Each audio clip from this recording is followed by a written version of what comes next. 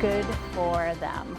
I think LuLaRoe should be held accountable for what they've done to people. We have heard from thousands of people since we aired our investigative reports into LuLaRoe clothing. Now someone has taken legal action. Good evening, everyone. I'm Amanda Hill. And I'm Lee Goldberg. That's coming up a little bit later on now. But first tonight, state officials are promising relief from the storm damage.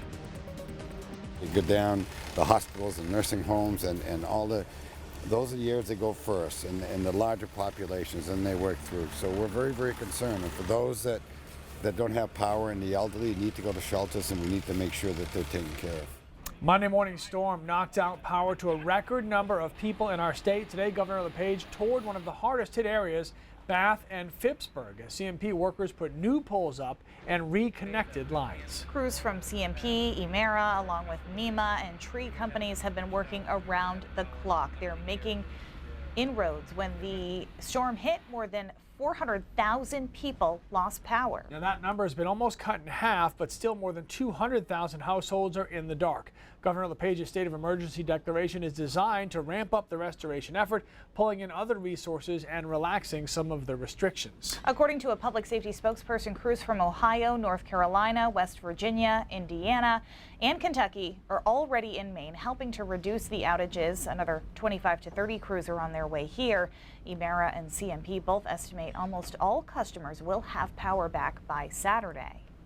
Now, luckily, the temperatures haven't dropped below freezing in the last few nights, but that could change. Yeah, Keith's here now. Keith, how cold is it going to get tonight?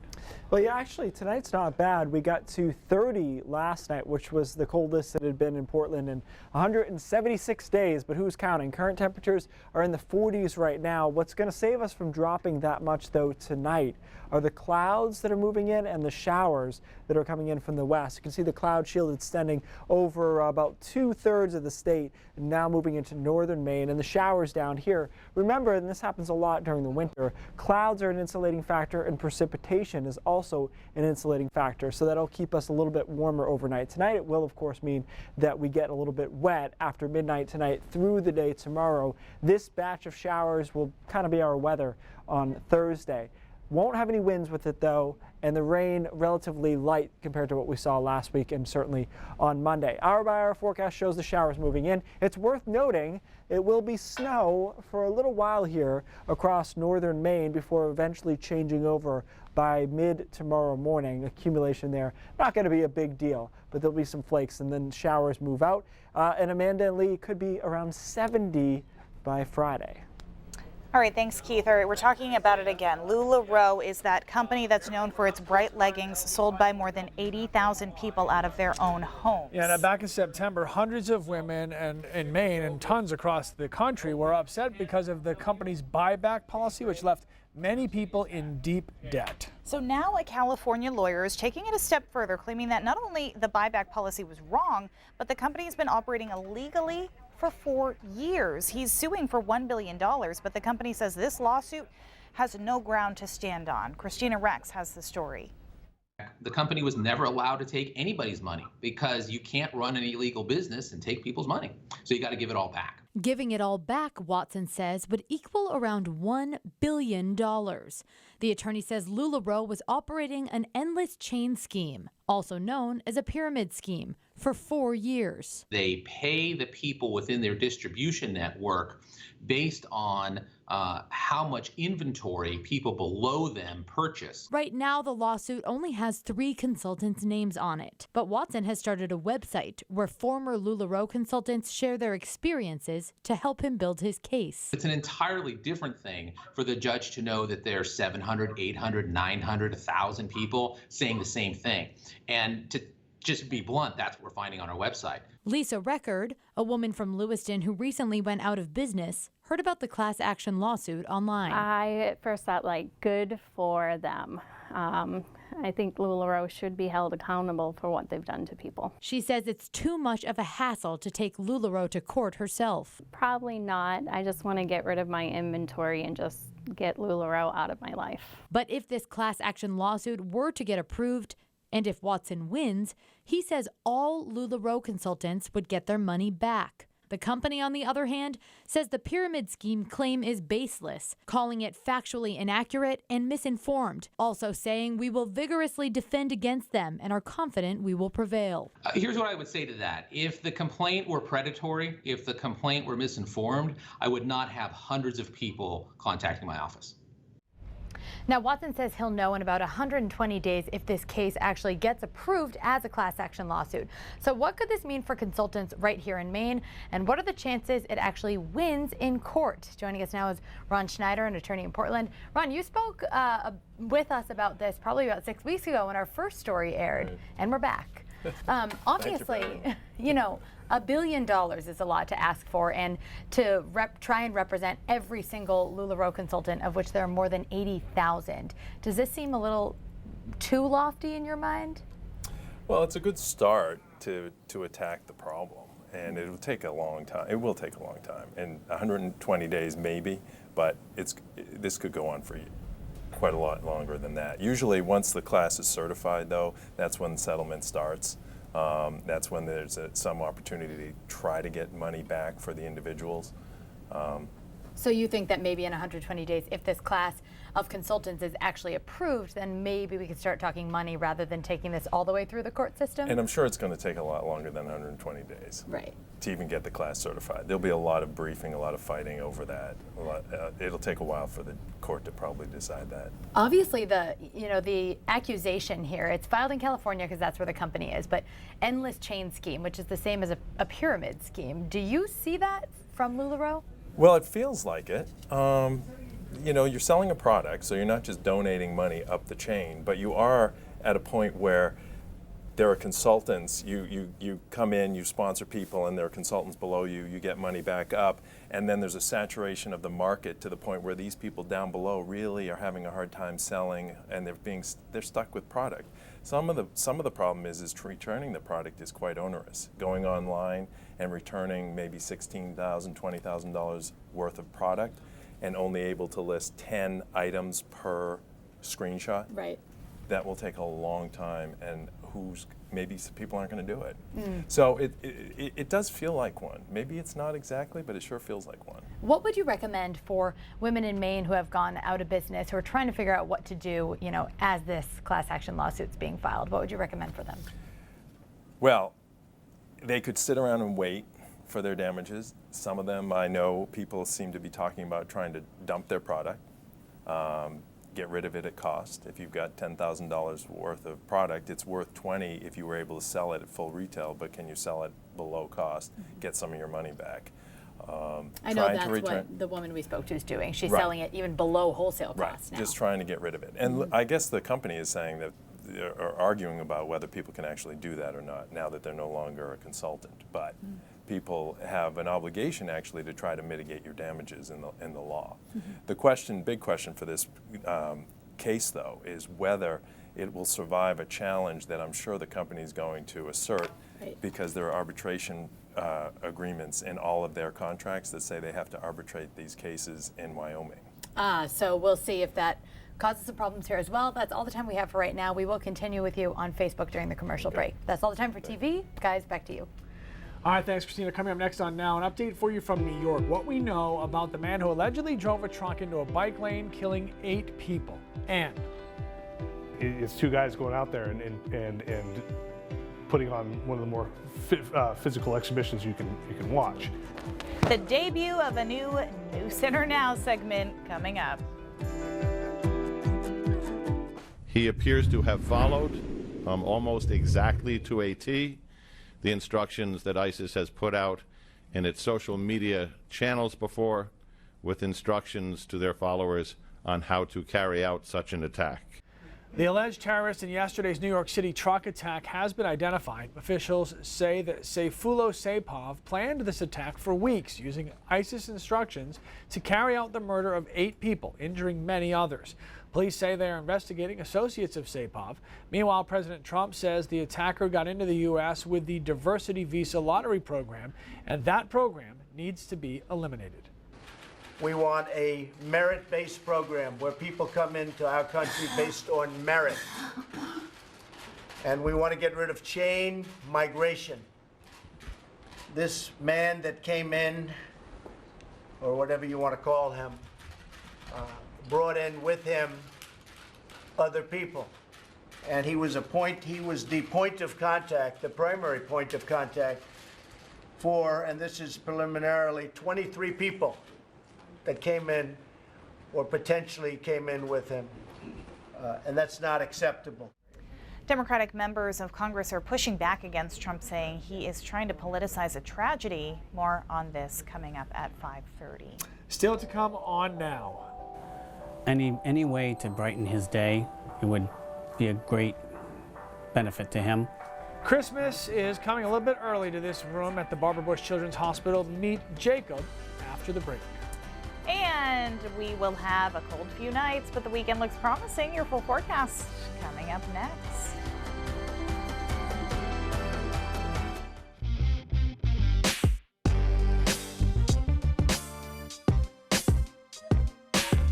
All right, tonight we're introducing a new segment by our newest member of News Center Now.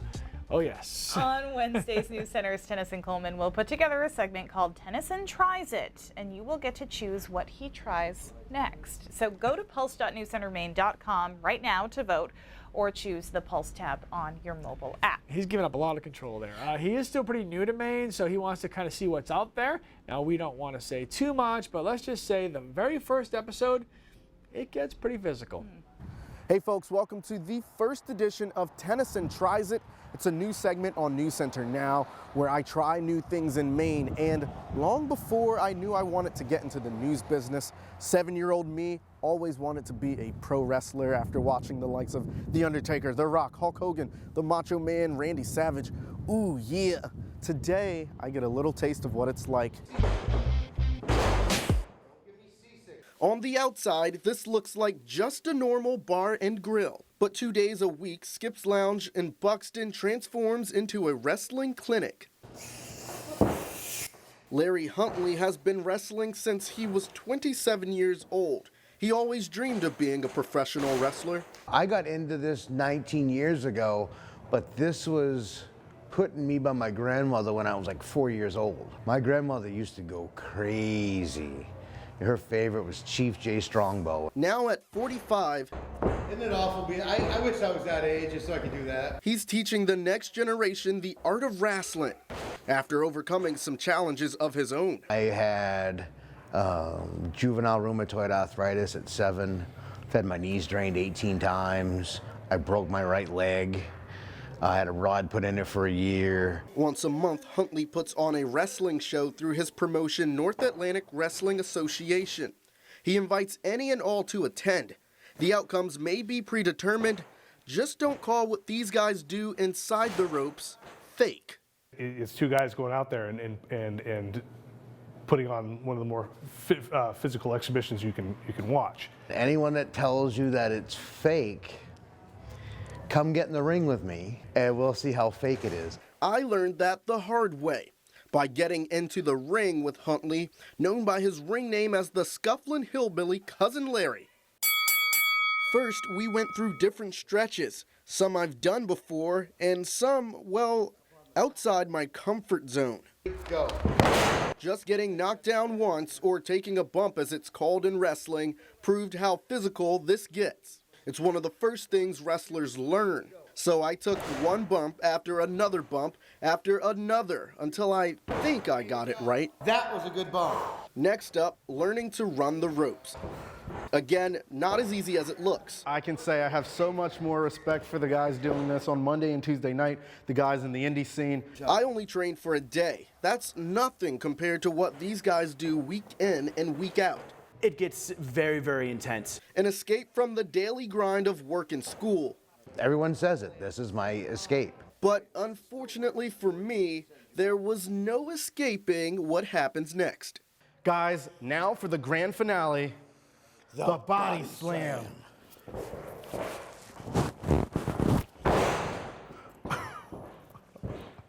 All right, guys, well, thanks for watching the first edition of Tennyson Tries It. I'm going to feel that in the morning. Be sure to watch us next week, and you know if I can try it, you can too. Tennyson, I'm hurt for He's you. okay. He's okay, everybody. He's okay. Yeah, I think you got your what I pointing call mixed up. be selling. Oh yeah, that's what I call selling that beating that I took. All around a great experience with Larry Huntley. And next week I get to try something new, so hopefully you folks are on pulse, giving your input on what you want me to do next. Well, they are, and Blacksmithing it or trail looks riding. like most of the people voting right now want you to try blacksmithing. So it's blacksmithing at Blacksmithing. 80% and trail riding at 20%. So I would. Well, that's just right now. Yeah, that's just now, exactly. So, all right, sir. Thank you very much. Well done. Good to see he's okay after all. Yes. There you go. He's properly insured, I'm sure. Hopefully, we'll find out. Well, we'll see. I guess we'll find out. I like that segment. That's cool. It's a good idea. Okay, so it was cool last night. First sub-freezing reading in Portland since May. Which was not great timing, of course, for people without power. Right. But we're not going to have too many more like that. This is this morning, 30 in Portland officially, 27 in Lewiston, 33 in Bangor. And as I mentioned, it had been a long time. In fact, 176 days since it was 32 degrees or below at the Portland Jetport. So it had been a while. It's a late frost to have on November 1st, but they've been getting later the past 10 to 15 years. Forecast lows tonight, though, relatively mild in the mid-40s, some 30s in the mountains and across northern Maine. But there's no real big cold here in the forecast, which is good, of course, because of the power outages. Here comes the rain. There'll be rain overnight tonight into much of the day tomorrow. Nothing like what we saw last week or Monday as far as rain and or wind. This is just a big area of showers that'll move in from southwest and northeast. By the way, it is cold enough, particularly at high terrain, to see some snow. And even over northern Maine through tomorrow morning, I think it'll fall snow all the way down to kind of ground level elevation. And so we'll see a little light accumulation there across Aroostook County. And then it moves out by Thursday night. And Friday, the first half of the day, I think has a chance to be pretty nice. There'll be considerable cloudiness, but temperatures will really warm up in the warm sector into the upper 60s to around 70 degrees before a shower and maybe even a rumble of thunder, which of course you think of November and thunderstorms all the time, right? May rumble through on Friday night. It's the small things that get people excited. Take a look at the snowfall map across northern Maine. It's not much, it's just a little contour, but it's the first one I've seen since the spring that puts down at least a coating of snow here across northern Maine tonight into tomorrow morning. But there is no extreme cold in the forecast, so that's good. Saturday's a nice bright day. Sunday there'll be some showers, back to mild conditions it looks like on Monday. And then we'll start trending down a little bit, as we should be doing as we head into November here. And don't forget the fallback thing, although everybody basically uses their phones, so I think that's not as important. Fair. I'd have to do it to like my microwave and stove, but Yeah, and your car. and right. I think my car does it. Oh, you're fancy. Of course your car All right. does Yeah. that. Come on, All don't right. you know, Keith? I set up, you knock it down. All right. All right, many of us are not fans of the so-called Christmas creep, but for one Maine family, the holidays just can't get here soon enough. Yeah, Jacob is battling cancer, and his family hopes the state can help them celebrate what could be their son's last Christmas. We may be coming off of the warmest October in our state's history, but it's about to be Christmas inside this room at the Barbara Bush Children's Hospital. Jacob Thompson was diagnosed with stage 4 high-risk neuroblastoma in February of 2014 when he was just 5 years old. Amazingly, Jacob is now 9, but the family says his time is limited. He won't be leaving the hospital. He will be having one more Christmas. Jacob loves Christmas. Next weekend, Jacob Thompson and his family will have Christmas. Like any 9-year-old boy, he wants presents and cards from his family and friends. He also would love some love from anyone who feels inspired to reach out. Just to show that people are love and care for him and show their support, and any way to brighten his day, it would be a great benefit to him. While hospital rooms don't exactly exude the holiday spirit, for at least one weekend, Jacob's will. Santa Claus has been contacted. He'll be making an early trek from the North Pole to be there. And we do want to decorate the tree. I'm not sure what kind of a tree we can have in here. I don't know, fire hazard or whatever. But we do have a tree planned out and decorations. There was talk about fake snow, so he likes mashed potatoes, so I'm wondering if we can use mashed potatoes. And if you're interested in sending Jacob a Christmas card, please send them to him at Maine Medical Center, 22 Bramhall Street, room 653 in Portland, 04102. The family has also started a GoFundMe page. A link to that can be found on our website. Oh, really sweet. All right, from our new news center at 5:30 set, Cindy Williams has a look at what's coming up. Cindy? That's right, guys. While many households still don't have power, others are opening their doors to help those in need. Samantha York takes us to a warming center and introduces us to the people who make this much needed relief possible. And the people of Houston certainly know what it's like to deal with weather damage, but that city is rallying behind the Astros now as the team battles for the World Series title. All that coming up in the next half hour, and we'll be back right after this. All right, it's Wednesday night, which means coming up on News Center at 6 o'clock, we'll induct a new member into the varsity club. Tonight, we go to Messalonsky High School and meet Haley Lowell, so make sure you watch for that. And if you know anybody who should be considered for the varsity club, have a coach, a teacher, or a school administrator, send an email to varsityclub@wcsh6.com or varsityclub@wlbz2.com. A new member each and every Wednesday night. Would you have made the varsity club there, Casey? I played soccer, but probably not. All right. No, I was generally mediocre. Fair enough. Tonight's Brain Drops is it's not too super technical. I just honestly did not know this could happen. So there's this case of this woman who was a surrogate actually for a couple in China. Turns out she had the babies. They went to China, and the parents reached out and said, hey, the two babies look different. What happened? They did a DNA test, and they were different parents. These two babies that were born at the same time. It's called superfetation, and it's very rare. The basic idea is your body is supposed to send out hormones to stop you from ovulating while you're pregnant, right? And in these rare cases, that does not happen. So another egg is released and it fertilizes. There's only about 15 cases of this in the world, but she got pregnant while she was pregnant. Holy cow. Which is kind of crazy. And also, the surrogates, they're actually told not to have unprotected sex during pregnancy for the possibility of something this rare happening. I just didn't know it was a thing. Okay. Keep that in mind. That could have 8 kids. Brain drop. Could have 8 kids. Okay. There it is. That is it. Woo. All right. News Center at 5:30 on the brand shiny new set is coming up right now.